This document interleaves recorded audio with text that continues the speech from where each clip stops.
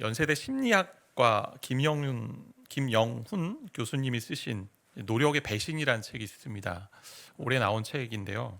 책의 골자가 뭐냐면 아무리 노력해도 되지 않는 일이 있다라는 거예요.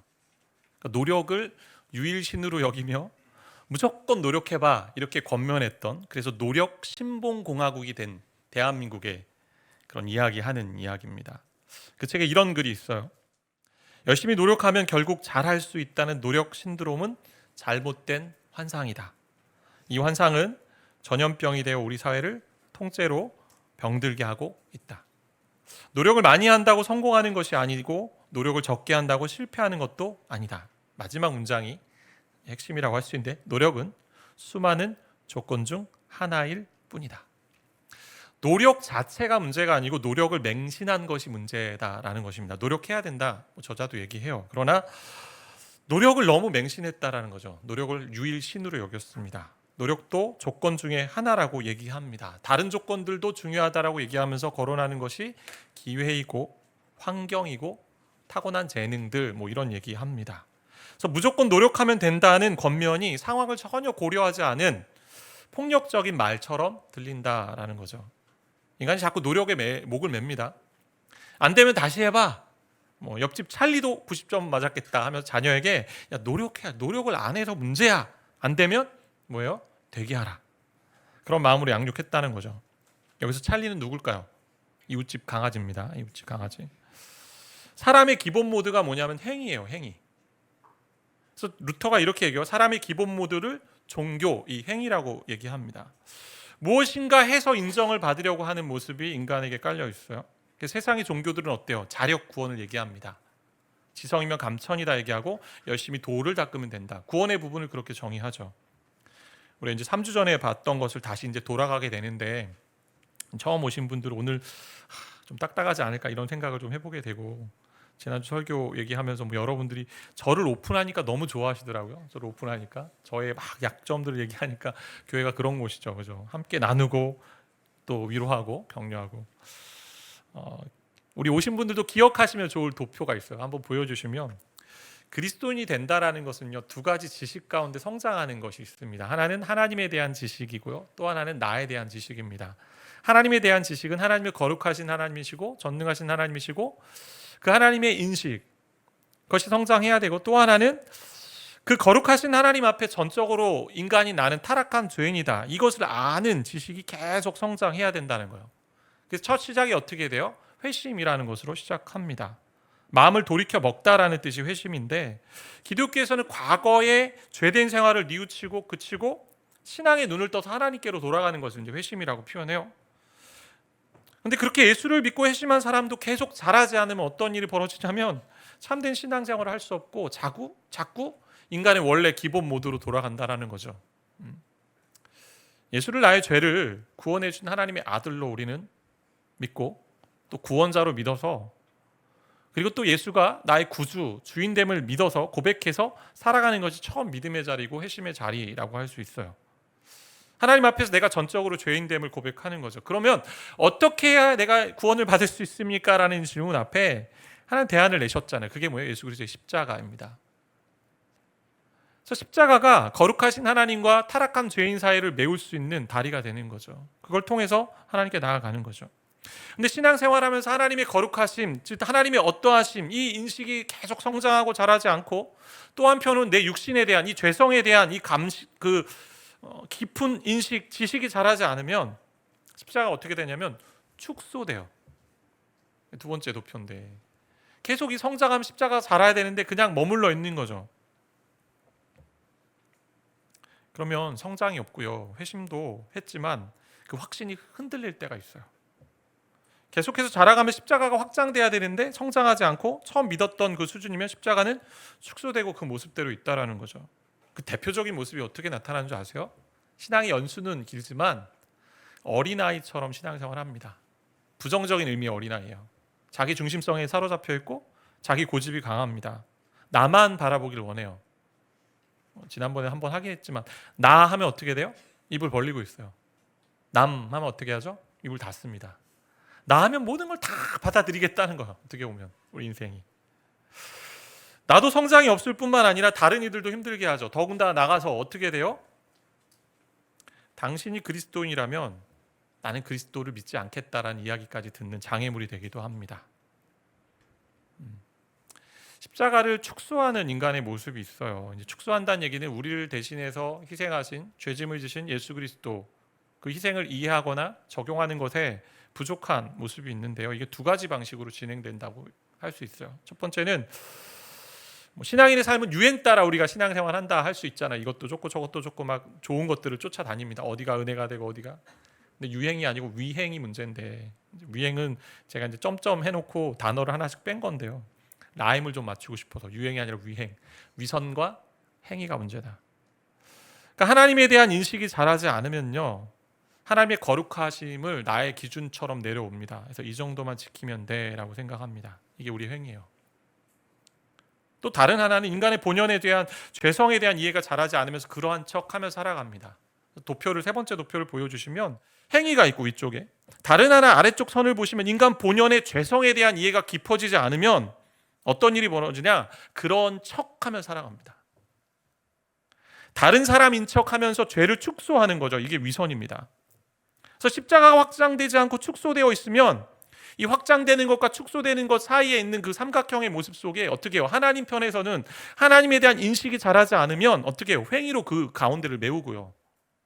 내 인식이 자라지 않으면, 내 죄된 그 본성에 대한 인식이 깊어지지 않으면 위선, 이렇게 살아갑니다. 이게 신앙생활의 안타까운 모습이죠.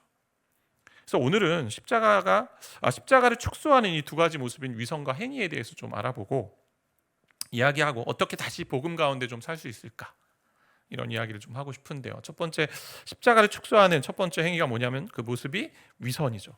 위선이 무엇입니까?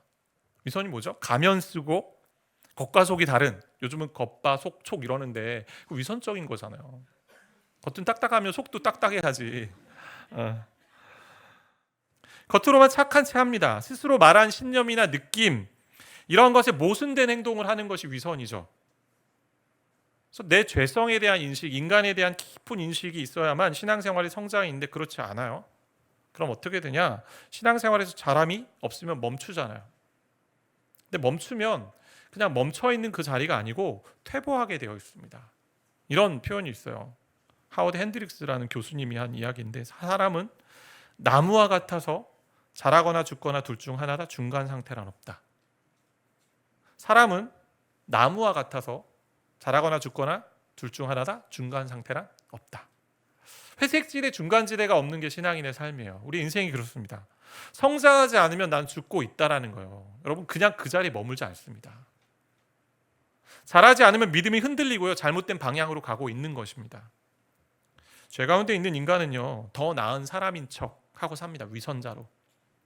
오늘 읽었던 말씀 중에 제일 세 번째 이야기가 그런 이야기 하나 보여주는데, 한 관리가 나와요. 다른 복음서에 보면 부자 청년이라고 되어 있는데, 그가 주님께 나와서 묻습니다. 무엇을 해야 주님 영생을 얻습니까? 선한 선생님, 이러면서. 그 질문에 예수님께서 말씀하세요. 20절, 21절인데, 너가 계명을 아는데, 이 계명에 이렇게 되어 있잖아요. 간음하지 말라, 7계명, 살인하지 말라, 도둑질하지 말라, 거짓 증언하지 말라, 내 부모를 공경하라, 이렇게 하였다. 여짜오되 이것은 내가 어려서부터 지켰습니다 라고 얘기하죠. 예수님이 계명을 얘기하셨어요. 10계명에 이웃사랑의 계명 안에 있는 10번째 계명만 빼고 다 얘기하셨어요. 5번째, 6번째, 7번째, 8번째, 9번째. 근데 그 얘기하니까 이 관리가, 젊은 청년이 내가 어려서부터 다 지켰습니다. 유대교가 말하는, 보통 유대교가 스스로 생각하고 행동에 책임지는 나이를 13살 정도로 얘기하는데 그 이상부터 난 지켰습니다. 말씀하신 계명 다 지켰으니 나는 영생을 얻을 자입니다 얘기합니다. 근데 예수님께서 어떻게 말씀하세요? 22절, 우리 세번역 성경인데 같이 함께 좀 읽겠습니다. 예수께서 이 말을 들으시고 그에게 말씀하셨다. 내게는 아직도 한 가지 부족한 것이 있다. 다 팔아서 가난한 사람들에게 나누어 주어라. 그리하면 내가 하늘에서 보화를 차지하게 될 것이다. 그리고 와서 나를 따라라. 다 지켰다 해도 너 중요한 것 한 가지 안 지켰어. 그게 빠졌어. 이 관리는요, 분명 주님이 얘기하신 계명 저 다 지켰습니다. 근데 무엇이 문제입니까?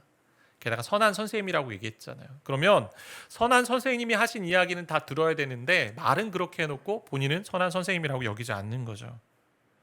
왜요? 너무 재산이 많아서. 재산이 얼마나 되십니까? 100억? 한 1000억 돼야 이제 재산 많다고 할 수 있을까요? 몇십억 있으면?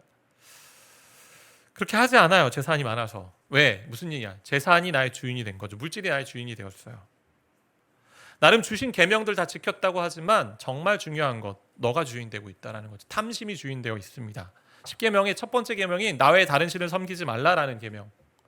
그리고 10계명인 마지막 10번째 계명인 다른 사람, 다른 이웃의 내 이웃의 것을 탐내지 말라. 탐심.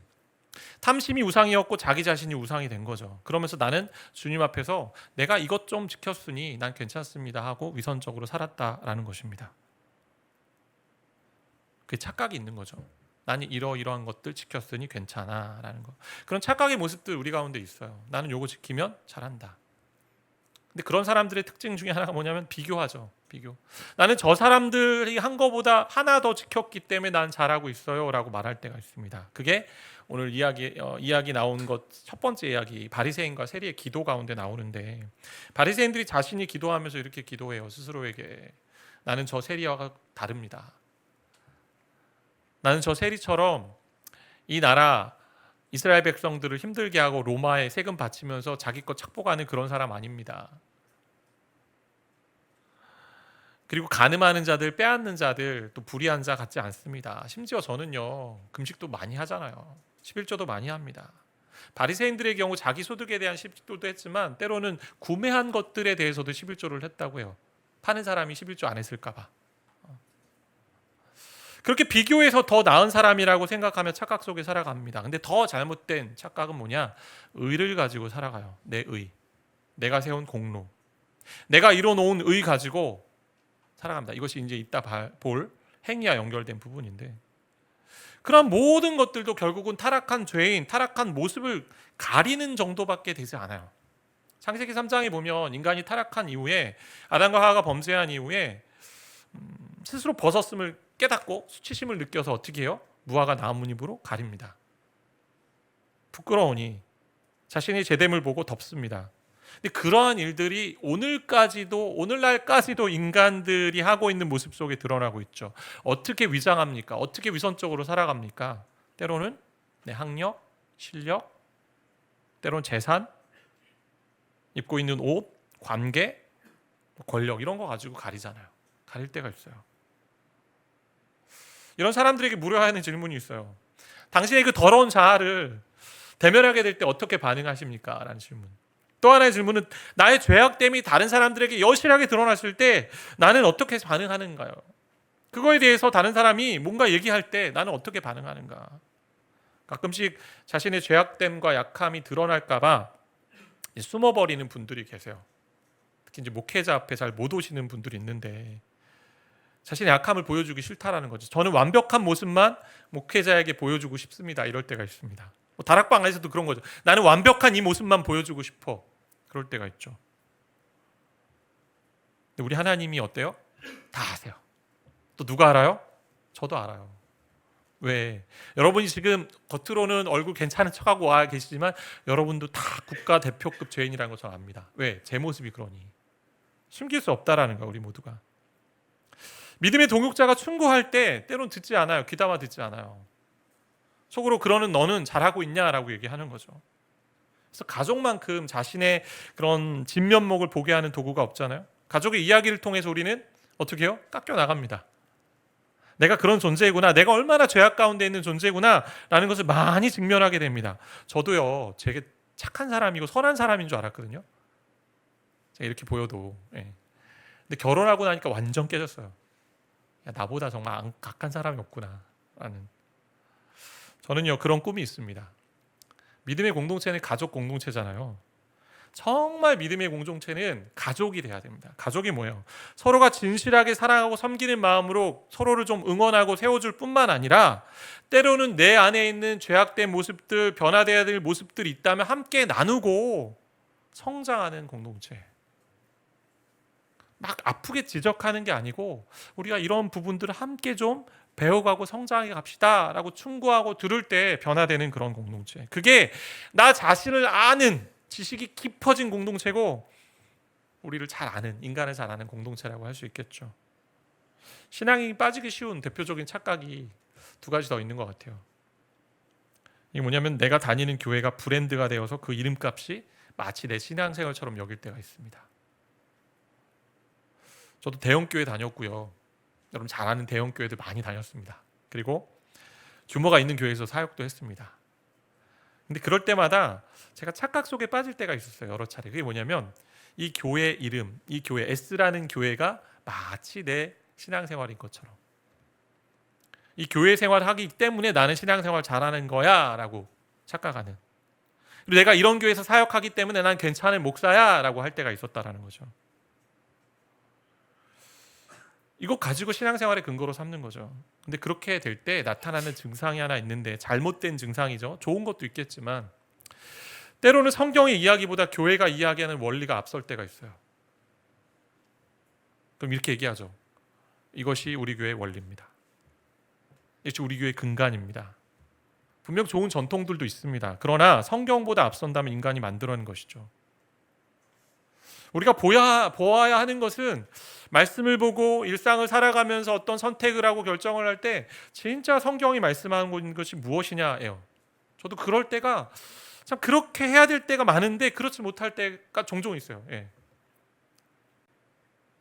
말씀을 전하면서도 늘 이제 집에 가면 듣는 얘기는 성경적으로 그게 맞아라고 묻는 질문을 던질 때가 있거든요. 그 싸움을 저와 여러분이 하셔야 됩니다. 성경이 무엇을 말하고 있는가. 또 하나의 착각은 부모의 신앙이 나의 신앙과 동일하다는 착각들이 우리가 있잖아요. 나는 모태신앙입니다. 그리고 부모님이 이렇게 아주 경건하게 신앙생활을 해왔기 때문에 나도 부모님의 신앙과 동일한 신앙생활을 하고 있습니다. 근데요, 우리 모두는 신 앞에, 하나님 앞에선 단독자이지 않습니까? 제가 한 5주 정도 우리 중고등부 학생들 입교 교육을 했어요.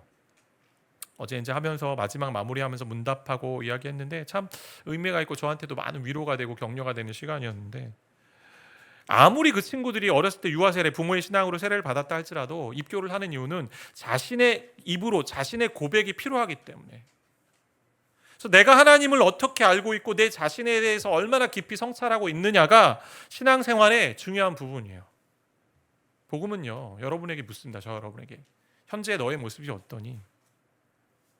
복음 앞에서 나의 깨어진 부분, 죄됨을 깊이 인식하고 생각할수록 우리가 스스로 고백하게 되는 거죠. 어떻게 고백합니까? 나는요, 내가 생각했던 것보다 더 형편없습니다. 이렇게 얘기할 수 있죠. 나는요, 여러분이 그렇게 생각한 것보다 더 아주 악랄한 사람입니다. 그러니 나는 내세울 게 없습니다. 그래서 오늘도 하나님의 은혜가 필요합니다.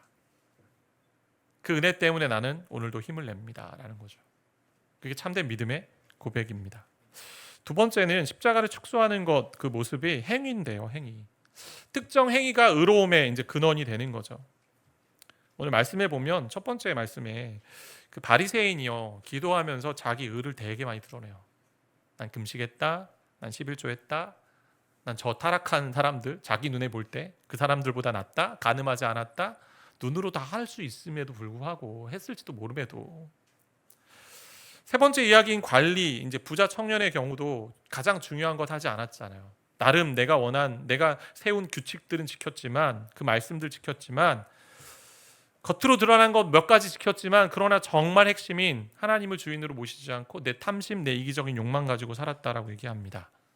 그래서 신앙생활하면서 우리가 자꾸 빠지기 쉬운 함정 중에 하나가 뭐냐면, 스스로 세운 규칙 한 가지, 스스로 세운 원칙 그 한 가지 잘 지키면서, 하나님의 말씀 그 하나 잘 지키면서 다른 것 그 지키지 않는데도 불구하고 그 하나 지키지 않는 사람을 보고 비난하고 비판하기 쉬운 게 인간이죠.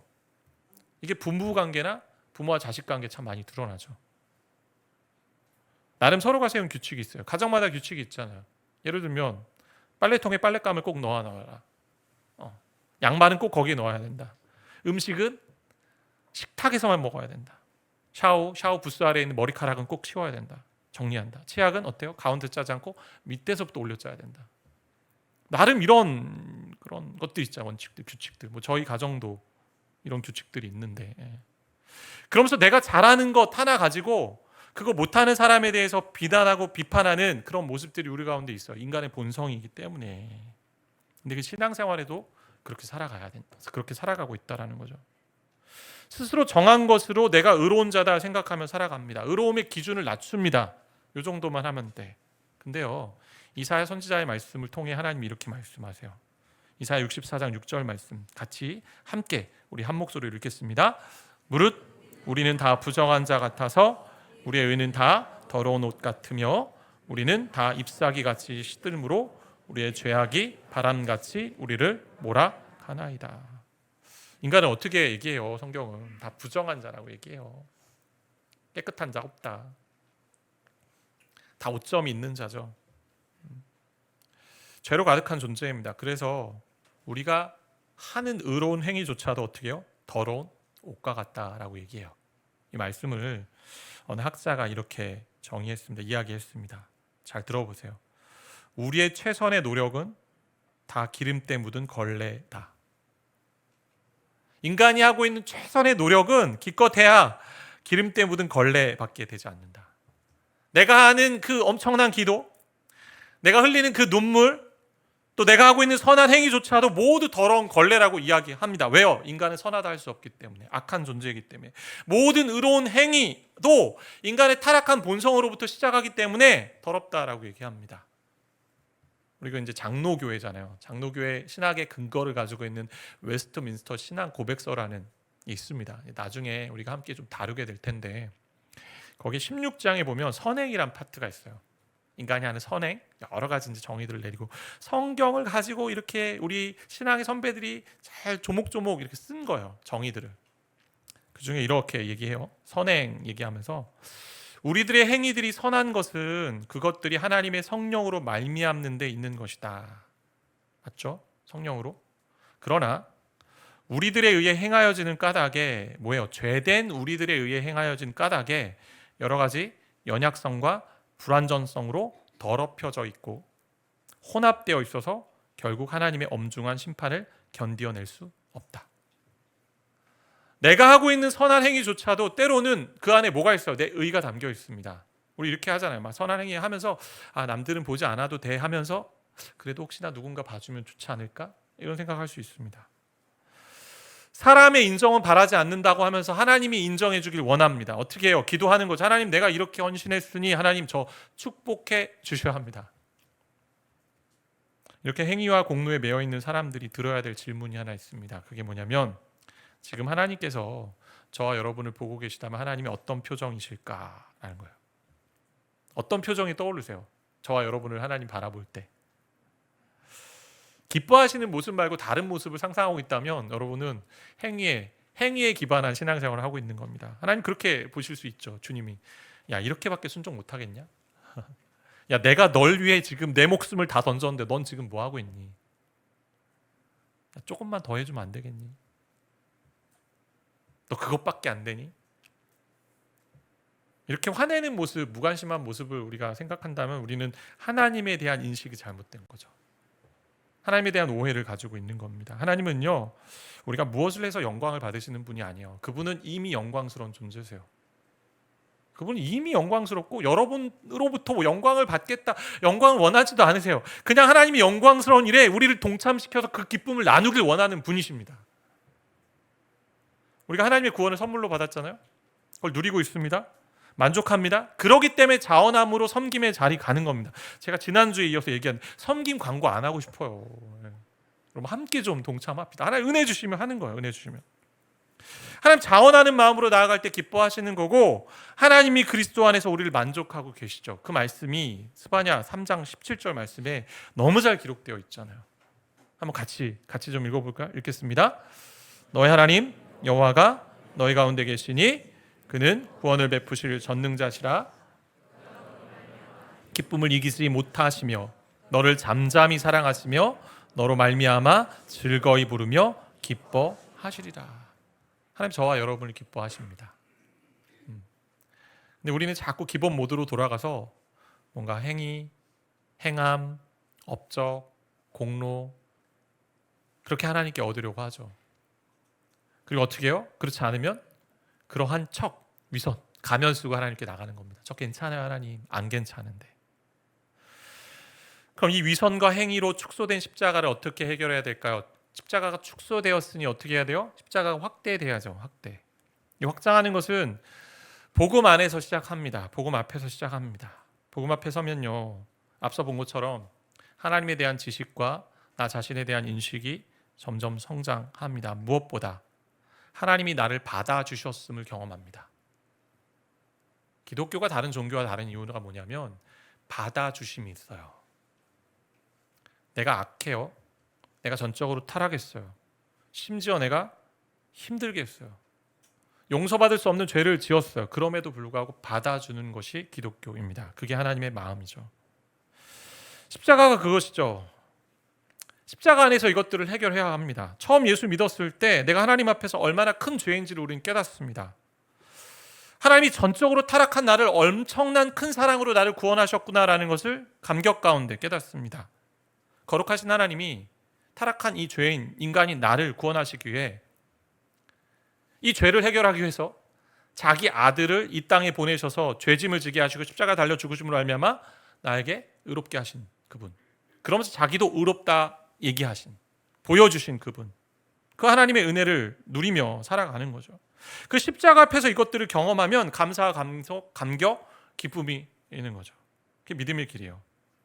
그게 회심으로 시작했잖아요. 근데 회심은 처음 예수를 만나는 결정적인 회심은 처음 한 번 있어요. 그러나 루터가 얘기한 것처럼 우린 반복적으로 계속 지속적인 회심이 필요합니다. 회심이 뭐예요? 다시 주님께로 돌이키는 거죠. 옛 습관에서 돌아가서 하나님께로 가는 겁니다. 근데 회심 안에는 무엇이 있어요? 회개와 믿음이 있습니다. 회개와 믿음. 나의 죄악됨을 고백하고 하나님께로 돌아가는 것이 회개고, 믿음은 뭐예요? 온전히 하나님을 붙드는 것이 믿음이잖아요. 회개와 믿음. 여러분이 복음 앞에서, 저와 여러분이 복음 앞에 서서 해야 되는 행위처럼 느껴지는데 행위가 아니에요. 회개는 뭐냐? 나는 철저한 죄인입니다 라고 이렇게 고백하는 거고, 믿음은 뭐예요? 선물을 받는 손 정도 구원을 주시니 손은 내밀어야 되잖아요. 손은. 그렇게 회심의 모습이 계속 지속될 때 하나님에 대한 인식이 자라고 우리 자신에 대한 인식이 성장하면서 십자가는 확장되는 거죠. 회개의 모습을 한번 보면 부자 청년이 관리가 예수님의 이야기를 듣고요, 어떻게 반응해요? 너 한 가지가 부족한데 가장 중요한 거 못했어. 그게 뭐예요? 가난한 자들에게 너의 재산을 팔아, 다 팔아라고 되어 있지만 뭐 성경에 보면 자기 재산을 가지고 있는 사람들이 있습니다. 그만큼 우선적으로 해야 된다라는 얘기하는 거죠. 그렇게 팔아서 할 때 날 따르는 일이다라고 얘기하는데, 그랬을 때 이 부자가 어떻게 해요? 반응을 23절에 보니까 그 사람이 큰 부자이므로, 몇십억 대 몇백억 대 부자겠죠. 예수님의 이야기를 듣고 심히 근심한다 라고 되어 있어요. 주님의 말씀을 들었으면요, 고민해야죠. 생각해야 됩니다. 아, 내가 무엇에서부터 돌이켜야 되는지. 근데 그냥 혼자 근심하다가 이 돈 어떡하지? 이거 할 수 없는데.